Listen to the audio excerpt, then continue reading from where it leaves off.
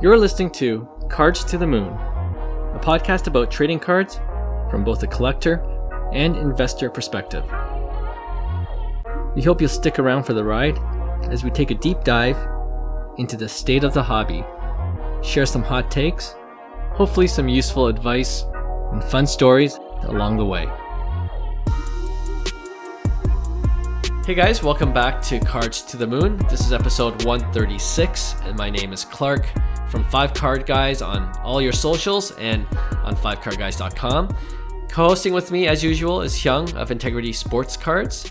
John unfortunately couldn't make it again this week, but I think we got plenty to talk about in this episode, so it should be a fun hour or so of, fun hobby talk. So, off the top, I've been seeing a few social media posts on this, and it's regarding the LeBron James triple Logoman card that sold for, if you remember, $2.4 million last year at a golden auction. It's also been featured on the Netflix show King of Collectibles, The Golden Touch. So you probably saw the card there as well. Now, CardLadder has something called the CardLadder value, which takes into account several factors. And what they do is they plug it into some formulas and they project current card values. All right. So for more precise details on how they come up with the CardLadder value, you could actually go to their website. It has a full explanation on it. I won't go that's interesting. It plays with their index a little bit, and it depends on the last sold, and they also have like a confidence level depending on the number of recent sales. So the confidence level on their CL value of this LeBron James triple Logoman is pretty low because obviously it's a one of one and it hasn't been sold since the 2.4 million.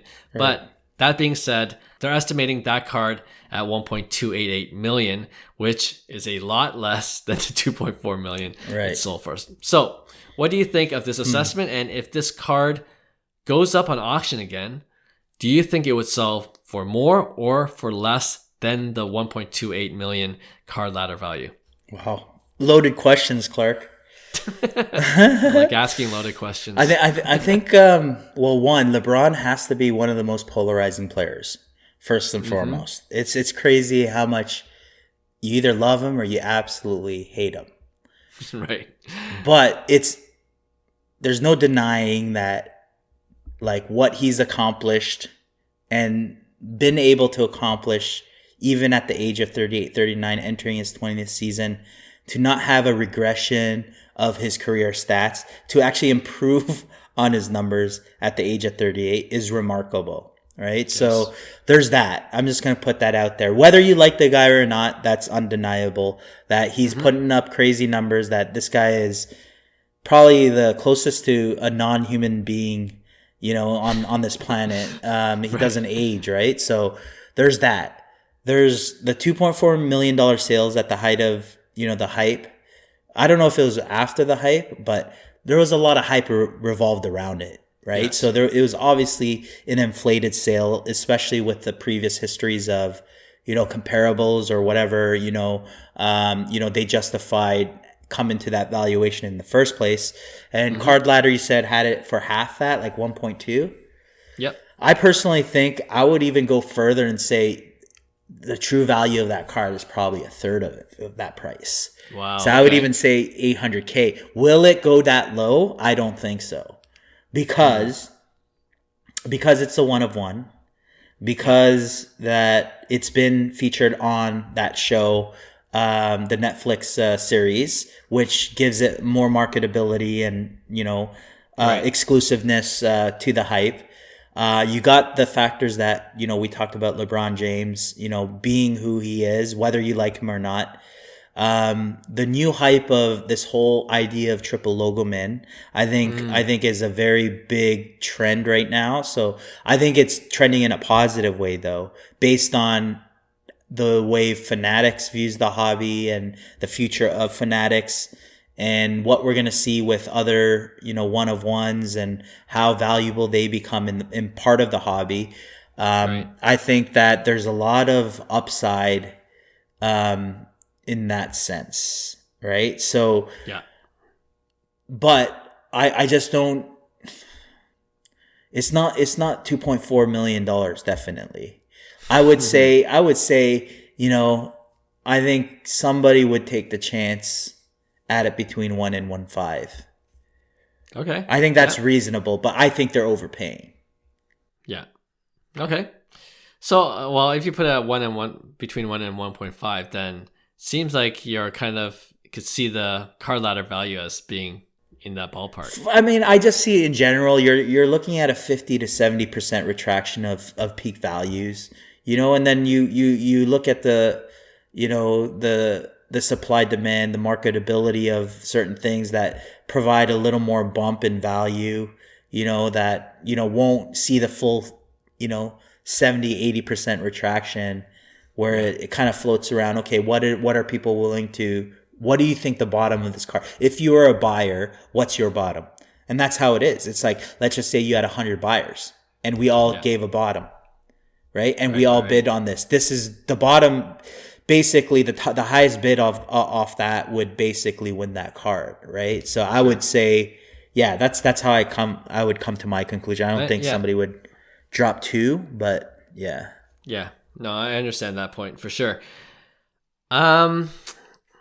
I thought about this, and I think someone would think, well, a rich collector would think that it's at least worth $1 million card. Right. Right. So, and I think it would probably be around that level. I think the CardLadder value is not that far off, because really the decreases, I think a lot of it's dependent on market conditions right now. Everything's going down. Right. Even the super high end, and especially the ones that were inflated in terms of value, like this card with the publicity and everything else, and so yeah, I'm with you. It's definitely not worth 2.4 million, but I can see someone wanting to buy that for 1 million. I easily. Honestly, if I had the money, I think I would be a buyer at like 1.5.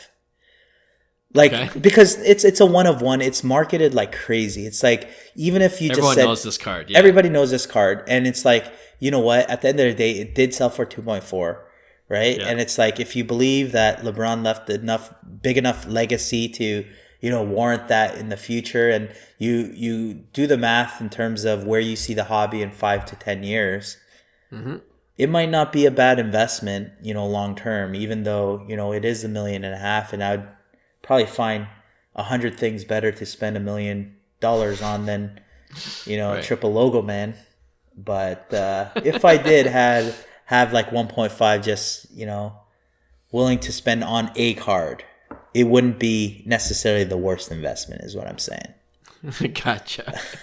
I got a question.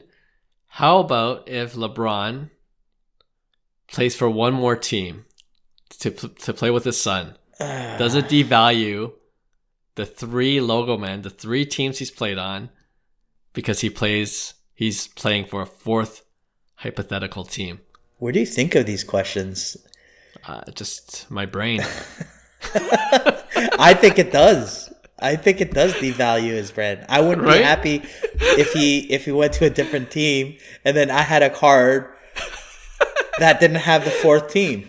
So will they make another quad patch? A quad patch? And at the end of the day, it's like, what happens to the value of the triple Logoman, right? Yeah. The quad patch would be hard to fit in one card though, so maybe the triple Logoman is the max. Yeah, maybe. Maybe booklet. Yeah, that's another. It's overrated, booklets, I think. Right. And how are you gonna? We talked about this on a previous episode. How are you gonna showcase it and make it look nice? You know what I mean? That's a huge slab for a booklet. It is a huge slab, but I think I would be able to present it in a nice way. It's more of a memorabilia than a card, I would say. Okay, fine. Yeah. Well, you seen the baseball has it. They have like 24 autographs in one card, one booklet, and it's like the Hall of Fame. It's like, how do you display that? You need like probably a $50,000 display just to display that thing. True. Well, I mean, whoever's in the market, if it ever goes back on sale, the triple Logoman LeBron, something to consider. He might want to play with his son that 1 year, and it might be the Orlando Magic. And then what are you going to do? Bye, Tyler Hero. All right, interesting discussion. We'll see what happens in the future. All right, let's move on to hobby headlines. All right, I wanted to save this topic for our full Tuesday episode instead of doing it last Friday because it's a pretty big announcement, pretty big news in the hobby, I think. Of course, I'm referring to the recent announcement that Fanatics is acquiring PWCC. The financial terms of the deal were not publicly disclosed, but I wanted to get your initial thoughts on this new acquisition by Fanatics. Were you surprised at all? And I guess to give it a little more context, what I heard and why PWCC really wanted to sell quickly was they had that collateralized loan program, right? Brutal. That backfired. That backfired huge. Where I believe, and correct me if I'm wrong on the details, but I guess they would keep your high-end cards and lend you money. And what happened? Yeah. What happened when the value of cards tanked? They're like, just keep my card. Yeah, people defaulted. Keep the money. Yeah, right. they would use it as collateral because on a up market, you could. Like slabs are more valuable than cash. Right. So they would be more than happy to use that as security, loan you the money. But then, they were stuck. Turns. Yeah. Then nobody wants to, pay the loan back and they default on their loans. And now PWCC is stuck with a bunch of high end cards. So I think I think that backfired. I think it was short sighted. I hope that, Fanatics, they don't liquidate in that sense to make up for the loss because I don't think it's great for the hobby. I think, especially at their focus, because PWCC's focus is not like low to mid end, it's high end stuff, right? So you want to, especially from a Fanatic standpoint, you don't want to, necessarily make that look like a negative light in the lens of the hobby, right? So you want to protect the hobby the best as possible, especially with this huge, transaction of purchasing PWCC. Am I surprised? Not really. We said this. Like Fanatics is just okay. What's next? And as they check off the list, it's like, they went from acquiring. Topps. It's a freaking brand. They acquired a brand, like a card brand. And we said Panini obviously was in the mix.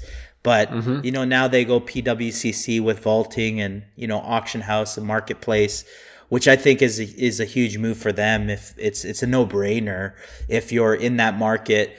And you guys got to remember, like a lot of people I see they're saying, oh, monopolies are so bad for the market. And, I get it. Like, nobody even cell phones are the worst in Canada. Like just absolutely brutal. Right. Rogers tell us like you don't want a monopoly when you're dealing with that. But in the sense of Fanatics, I think they're strategically going about this in a way that they're not going to, I don't think they will ever get into the grading aspect. But if I were Fanatics, Beckett would be the top of the list, just because of the state of, where Beckett is in their history with everything. But it seems like that's the way they're going anyways in terms of trying to be an all-in-one one-stop shop. And the way they project the industry is they see it as like a $200+ billion industry in the near future. So, they're valued at about $31 billion right now. So, the marketplace has a lot of potential in terms of what they're trying to do. And this is, I guess, the whole 10X model of kind of like the sports cards hobby. It's not necessarily just the way they're monetizing, currently, it includes their future, moves in terms of how they're going to use their current, customer base and resources to basically increase, sideways, right? Any business owner would do the same. So I'm not surprised, especially if Fanatics has that type of money. It's inevitable that they do it, and they're not going to stop. If you think they're going to stop, and that's why I don't get it. It's like people like hate on this. It's like, you know what? As long as the hobby serves as a better solution to the problems that the hobbies have, I'm all for it because somebody has to do it. The difference between Fanatics doing it or, Jim from Arkansas trying to do it. I'm going to bet my money on Fanatics. Their resources is a lot better than, Jim. Yeah. I think it's so early in the process still, and the goal of 10xing the market is still very much in play. That's the goal still. We haven't reached that point yet. Not even close all yet. of this, not even close. And so like all of this is, I think I'm with you. It's good for the hobby to grow the hobby to a certain point. And once the hobby starts to really grow with all this investment, especially by Fanatics, I hope that there will be other competitors coming into the space because they see how lucrative this marketplace is. And we already have some smaller players. Maybe they're not as big as Fanatics. We got Arena Club with their vaulting service. Right. I know they're starting up. Golden has their own vaulting service, and PSA has their vaulting service. So there are legitimate alternatives. And, as the hobby grows, I hope Golden and PSA and all those other companies also grow and try to compete against each other. So, it seems like a monopoly more than it probably actually is right now because they're just acquiring everyone and buying everything. But Do you believe that it was strategic in Fanatics' part because they basically piggybacked on the timing of kind of like the Golden Heritage, Netflix series and the hype of the marketing, to kind of like just capitalize on that a bit, just the timing of it, right? Because if you took away that Netflix show, the hobby would have been kind of on a downturn, I would say, there's definitely less hype. But because of these shows, there's somewhat of a bear market rally, I would say. So it's like a good time to kind of like, hey, you know what? With this news, with all the eyes on the brand, let's make the move with PWCC while we have, the whole Golden Heritage auctions, in light of, millions of viewers right now.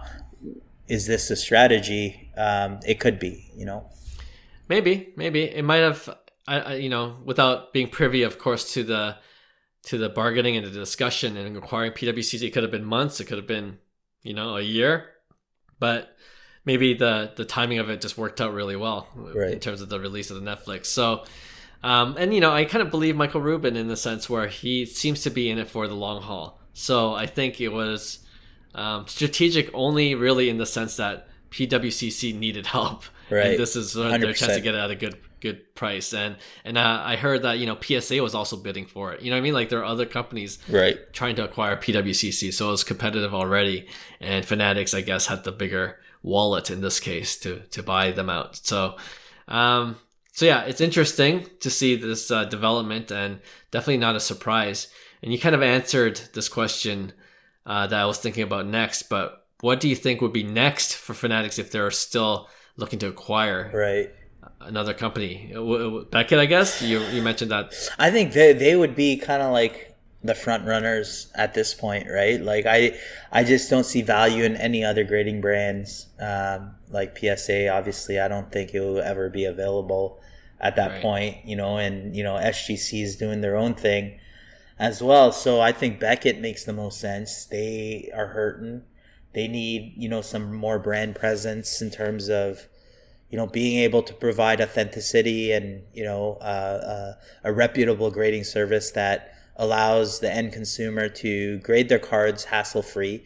So if they're getting into like live breaks, and you guys got to remember, Fanatics is not just hitting up the collectibles and memorabilia market. Like they just purchased that sports betting company for 150 million as well. So they're working full force on other things of business that creates enormous amounts of cash flow and revenue, and they're being creative in the way they're doing it, and they're acquiring these businesses in a way that can really complement their resources that they have that could make them potentially more profitable. So like to me, from a business sense, it makes sense. Like everything they're doing, it's a no-brainer. They're going to keep on going, and it should be all strategic in terms of their bigger picture and vision of what they're trying to accomplish as a brand. So I think it's just a matter of time that you're going to remember Topps was just purchased, a few months back. And that was a big thing. And then now it's PWCC, and then they ain't going to stop. They're valued at $31 billion. They're acquiring these companies for Wow, 150 million, and they see the market go up to $220 billion in the future. So they obviously know things that we don't know. So for me, it's like, it's their time to kind of like shine and see if they have the loyal fan base of their business moves of what they do, right? At the end of the day, they're going to have to prove that they're going to make the hobby better. And that's what I'm excited about most out of all this, is the hobby needs to get better. It's so unorganized. There's a lot of things that need fixing. So it's either you or me, Clark, that we're tackling these problems, which I don't want to do, or a company like Fanatics. Right. With the resources. Yeah, right. For sure. Yeah, I mean, I thought of that first as well in terms of what would they need next. And obviously they don't have in-house grading, and Beckett is there. Even SGC might be in play. Right. To compete with PSA. But I was also thinking like some kind of events organizing company. Okay. You know what I mean? Like card shows? Something like that, where they could just like, how about competing against the national? Right. Do you know what I mean? Like, or make your own national.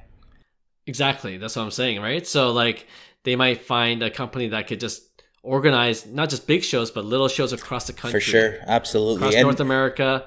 And they would bring so much more value, because they have so many different ways to make it more creative and, special. Yeah.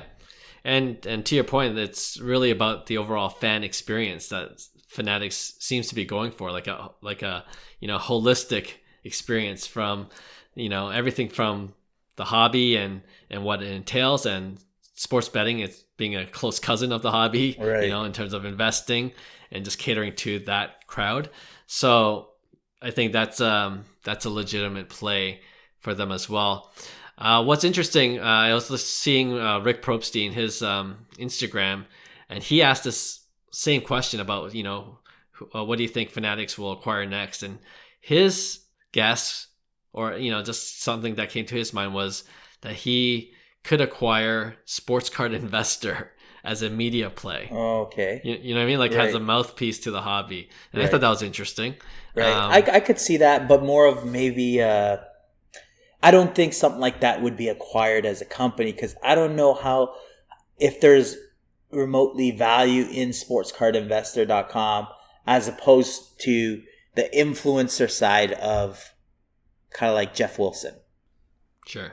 You know what I mean? Right. So if I'm Fanatics, it's not necessarily I'm purchasing Sports Card Investor. I want to partner up with these influencers and give them, a partnership or a type of a business deal that allows them to work together, where it doesn't necessarily acquire ownership of certain companies. I just say that just because the marketing side of things are so important in anything, whether it's sports card, real estate, any market you're in. Nowadays, if you're not present in social media, you're not present, period. Right? So there's For that. sure. Right. So it's just, I just feel like they could acquire, that marketing lens for a lot cheaper through strategic partnerships, through smaller influencers that actually, could make an impact and not necessarily blow the bank to purchase and acquire a company like that. But I think that definitely can be a play in terms of their strategy moving forward. I just wouldn't, if I were them, I just wouldn't buy a company like Sports Card Investor. I would partner up with them. Yeah. True. But I feel like the trend these days for big companies just buy everybody. To be their own. Just buy everybody. But in terms of like, this too with what you're doing for your businesses, and same with me. It's all about being your own media company. Absolutely, right? 100%. To get your message out there and to always be in the forefront by social media and websites and everything that can get your name out there. For sure. Absolutely 100%. What you just said is the formula. You have to be a media company, like, period. It's like, right. the business strategy, if whatever you do, whether it's sports cards, whether it's, you own a business, nowadays, if you don't get media attention, you're non-existent. And it's all about converting, those views or those interactions that you're having with a targeted audience. So if Fanatics is releasing something to 1 million people, and those 1 million people basically all have the same like joy of collecting and cards, like you have a very targeted 1 million views, and that's worth a lot of money, because there's a common thing that you could convert in terms of selling, right? And when it goes back to a media company, it's all about the attention that you're grabbing from the market share of attention, essentially, right? So yeah, it definitely makes sense in terms of getting more, because I don't think Fanatics goes crazy. But if I had Fanatics' budget, man, honestly, Fanatics, hit me up, man. Like, you don't even have to have any ownership. It's like, let's just do something crazy. Like, if you have hundreds of thousands of dollars of budgets to market yourself, it's like, come on. I was going to say, that's why I could see them going with sports card. I could see Probstein's point about going with sports card investor, because he does provide a lot of content. You can't deny him that, right? I go with Scotty B Cards. This is what I'm saying. Like, I was going to say, like, if you want Michael Rubin, if you want to partner or to like really work with a reputable, well-researched podcast with a couple of thousand subscribers, very loyal fans, fanatics, I would say, to the the content that is put out into the hobby. Just contact us at Cards to the Moon. Cards to the Moon, 5 card guys, and we'll even throw in a package of Scotty B cards. With special appearance of Scotty B. He's a good friend of ours, yeah, for sure. So we'll wait for that call. All right, I thought it was a good discussion. It's always interesting. Like, at this point, I'm never surprised to hear from Fanatics and what they're doing, and I'm sure we'll be hearing from Fanatics again as this hobby continues to roll along and hopefully grow in the next few to several years. Okay, let's go to our next segment, and it's a new one, and we're calling this Would You Rather? Okay, this is kind of a variation of our Pick One weekly segment that we're going to do right after this one, but this is more general hobby topics, all right? Not like this card or that card, but, just kind of bigger picture ideas. And I thought it would be fun to try this segment out, all right? So sounds good. The listeners will kind of get the idea once we go through some of these examples. So first one, would you rather invest in pitchers or catchers? Oof. Hold up. Pitchers or catchers? Hold up. I'm just going to pull up Hall of Fame catchers. Catchers first. Wow. Off the top of my head, I can't even... Johnny Bench, obviously Yogi Berra, Carlton Fisk. But like that, the list kind of disappears after that. It's like, what? I never knew, some of these players existed, and I'm around baseball, and that kind of like throws a loop. Let's take a look at Hall of Fame pitchers. There's going to be a lot more, obviously, names that sure. Right? So Nolan. Obviously, yeah. Your Nolan Ryan, your Gaylord Perry, your Bob Gibsons, your Cy Young, your Marianos, your Pedros and stuff like that. I gotta go pitchers, man. There's just so much more, out there in terms of what to invest in. So for me, it's gonna be pitchers for sure. Okay, I think that was an easy one for me too. The only catch was, no pun intended, the catchers do have the batting stats, and if they're a power hitter, but at the same time, I was thinking of guys like Mike Piazza, right? And how's hobby love there? How's his values doing? How's Joe Mauer's value doing? Most underrated, one of the most underrated catchers in the game. Buster Posey, that guy's legit. So, you don't really get the love that the catchers do, but And, the way catchers play now, they play 75% of the season, right? So even harder to get your stats. Here's a question for you.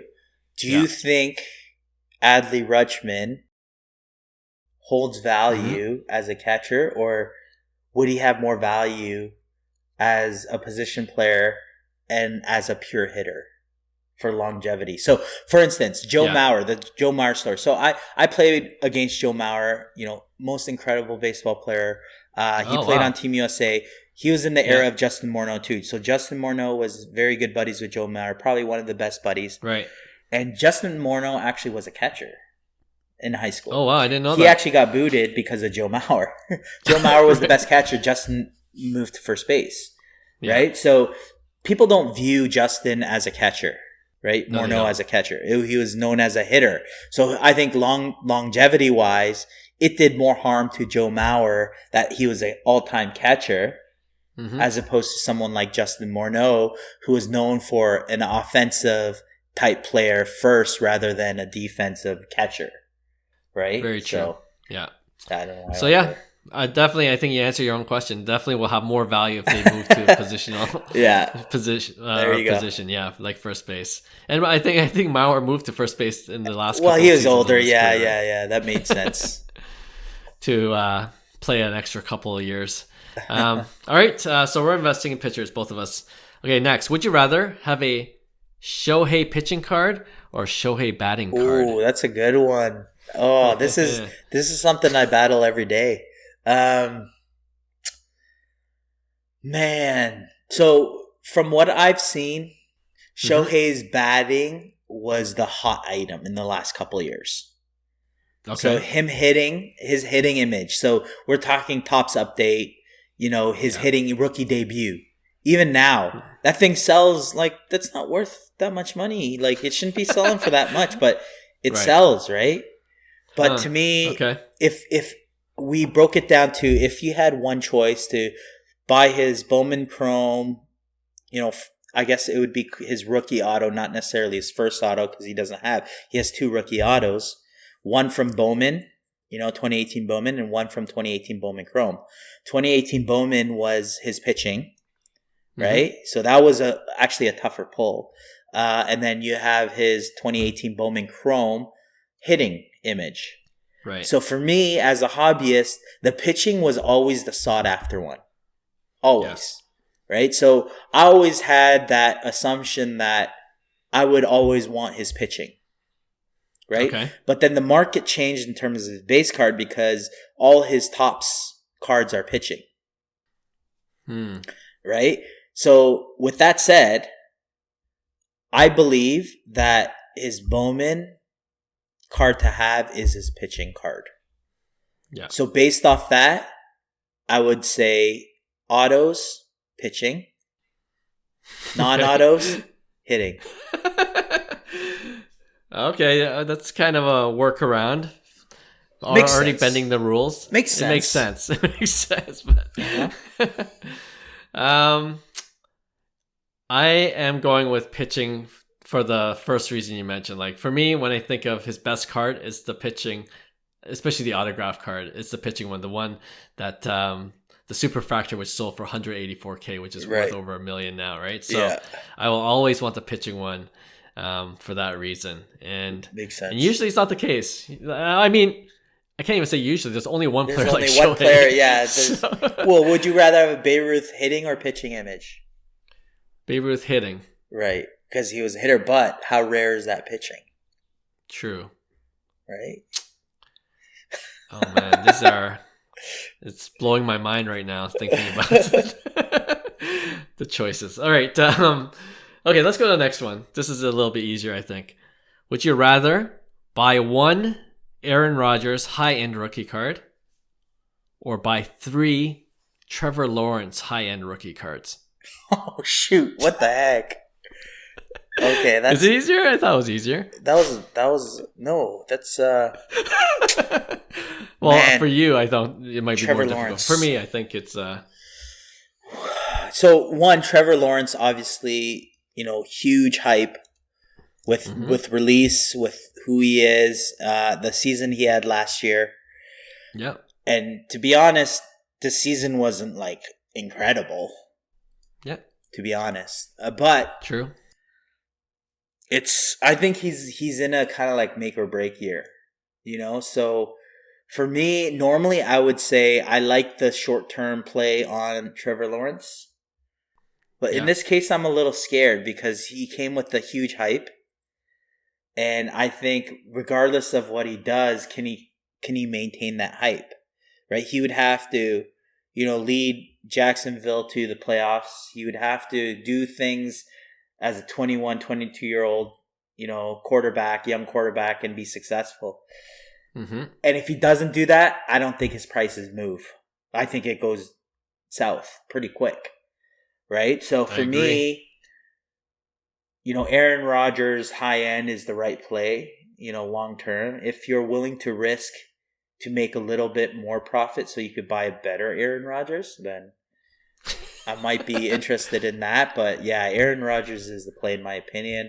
The volatility, I don't like it on a bear market. On a bull run, point. Absolutely. Yeah. Let's buy everything. Volatility is my best friend. Did I change your mind? No, I'll buy one Aaron Rodgers high-end rookie all day. Okay. I think you know what? But I think it's to your point.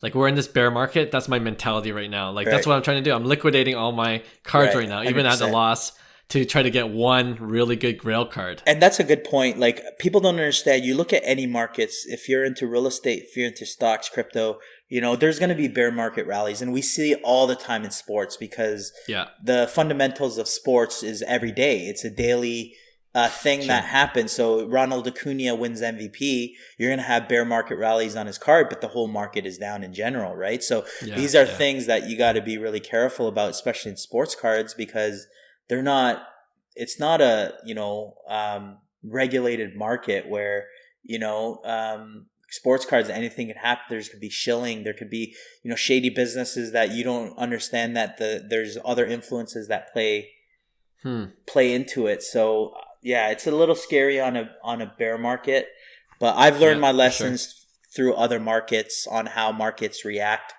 So right now, during any recession, this is why whether you're in business or any type of, hobby, the people that get shaken off on a recession are people that aren't in it for the original intention. So if you're a collector for the sake of collecting, you're going to do well in a recession. If you're a flipper in a trendy market like how the sports card market was, you're going to be very unsuccessful in terms of short-term play, right? So that's, I think, important to break down and see kind of like the overall picture of the picture where you are. And usually during recessions, it's great buying opportunities, right? Mm-hmm. And it's the people that, even the companies, the businesses that stay true to themselves and why they exist in the first place, they're the ones who stick around. They're the ones who do really well in the next cycle, right? Of economic cycles. And I think that's something to kind of note as a hobbyist or wherever you are as a collector. Agreed. Even before we recorded the show, we're talking about like some of our auctions that we just had, and we lost a ton, right? Or like in terms of value. Crazy.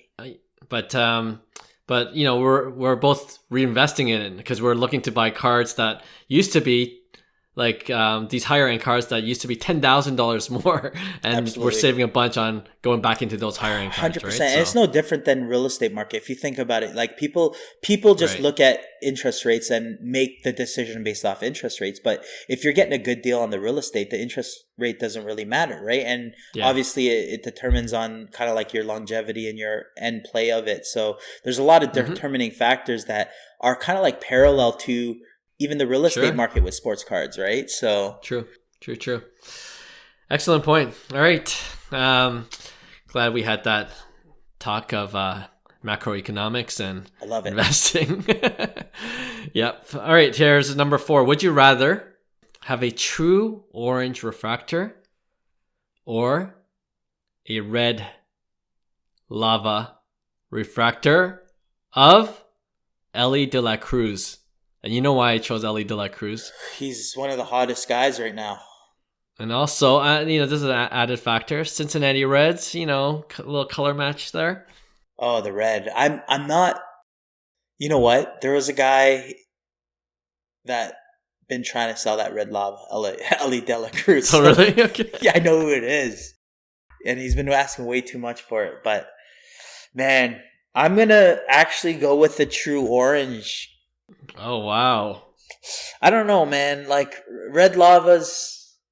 Also numbered to 5. It is numbered to 5. And don't get me wrong. Red lava is like a gorgeous card. Color match, Ellie De La Cruz. But, you know, it's so weird. Hobby Logic is so weird. It's just... It's true. It's just orange. Like, it's like I would even probably maybe take a true gold.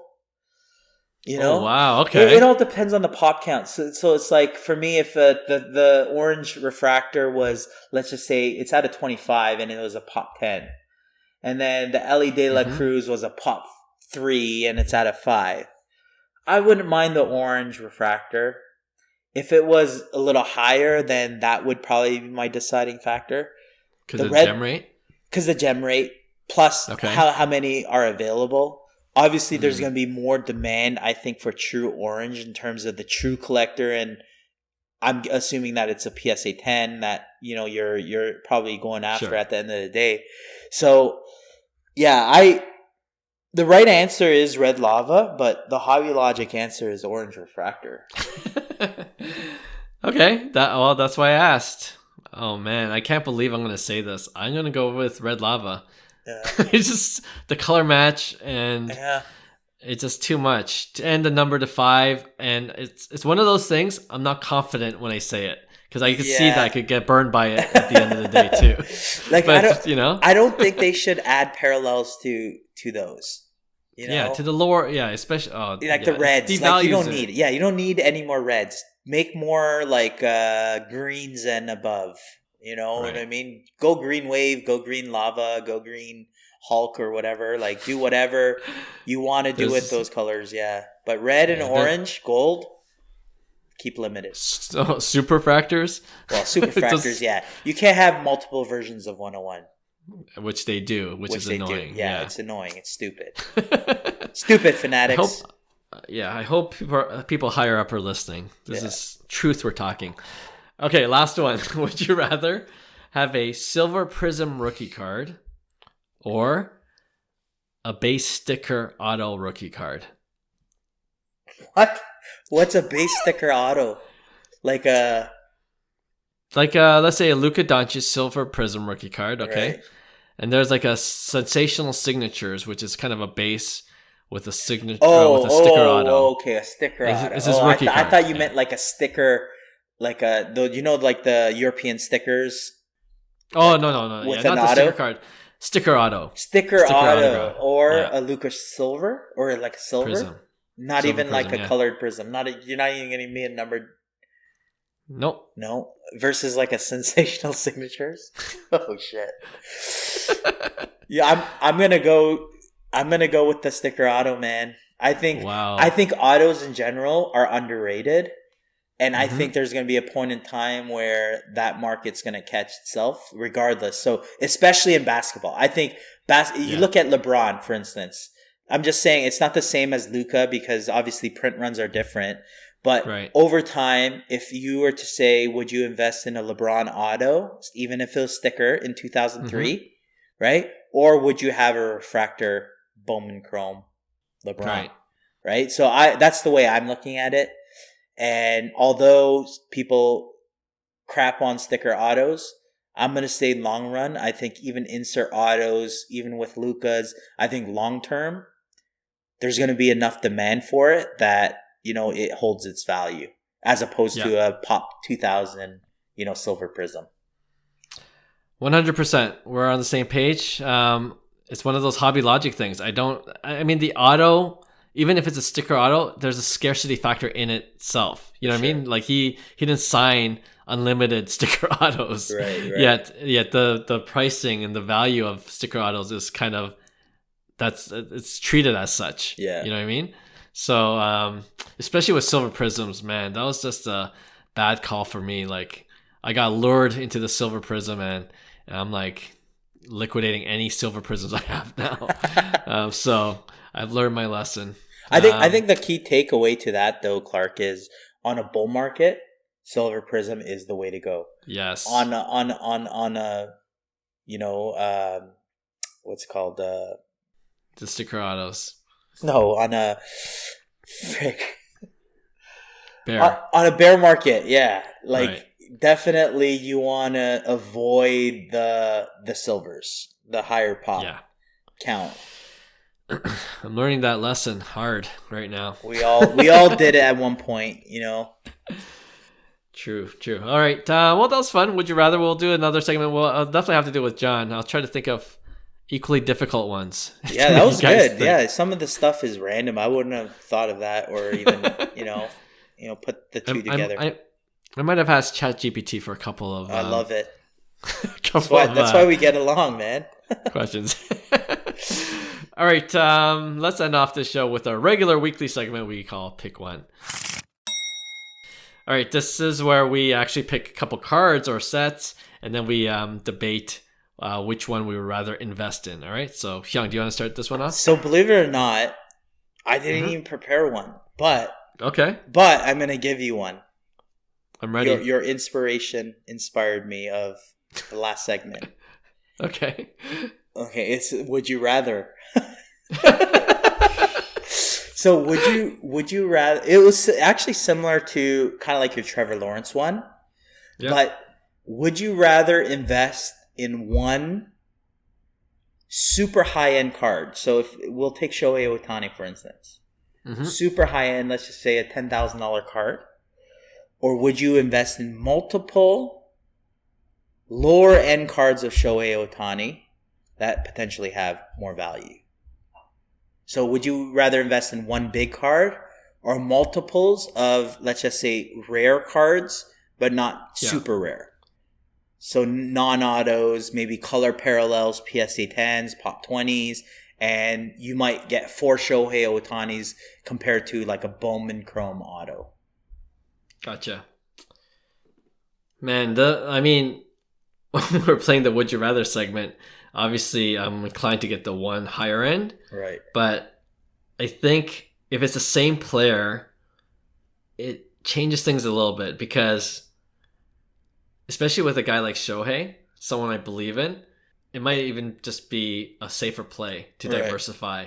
And if you're giving me the fact that they are lower end, but they're numbered, or there's still value in the lower end cards, I think I might be inclined to go with multiple. Really? In this case. So let's Shohei might be a bad example. Let's say Vladdy. Okay. Shohei's a bad example. Yeah, Shohei. I think whatever you pick with Shohei, you're right. Right. Yes. That's true. Okay, Vladdy's better. Oh man. I think I would go with the higher end. With Vladdy or with other player other than Shohei? Yes. Okay. Because I think I would rather... At the end of the day, if it doesn't work out, like I would like the card, just like I would like the high end, the card to just have in my collection. Right. So, and I like the potential upside if they do well. The higher end cards might be much more valuable than even the 3 or 4 combined. Right. But what happens if I'm throwing these circumstances, because the higher end stuff tends to be overpriced, right? So you see these deals like Shohei's actually a good example on this. So autos are overpriced. Some of his colored parallels are underpriced, in my opinion, when it comes to rarity and scarcity, but the demand's not there. Right. So there's kind of like that, I guess, that I was trying to go for, but not to change it. You said your answer, and I've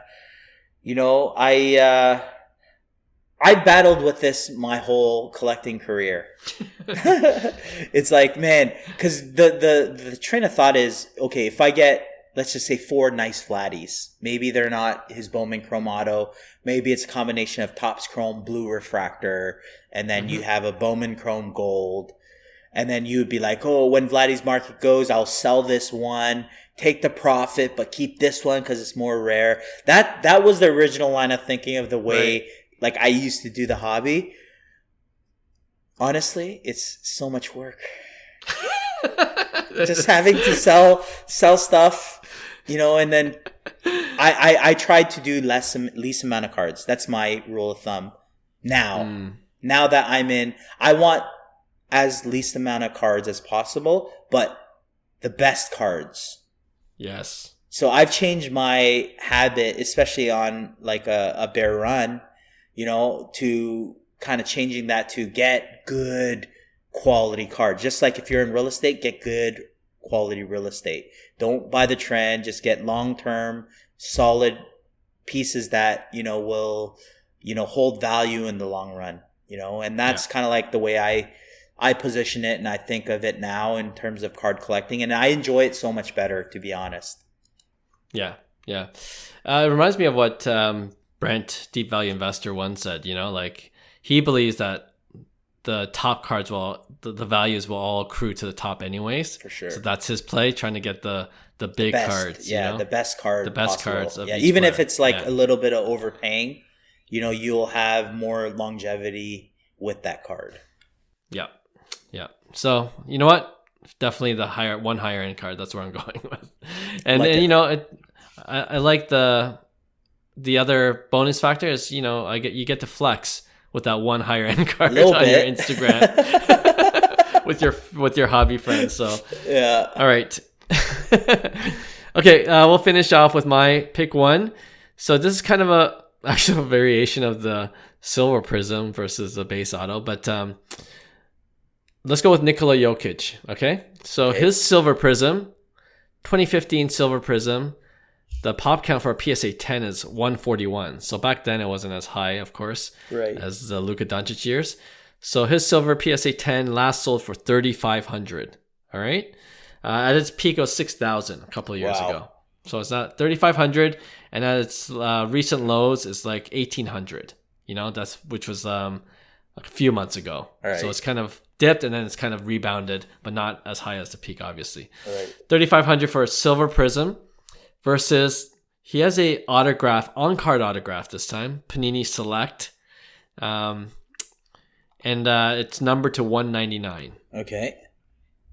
$1,000 less, $2,500. I gotta see this. BGS, card. sorry, but BGS 9.5.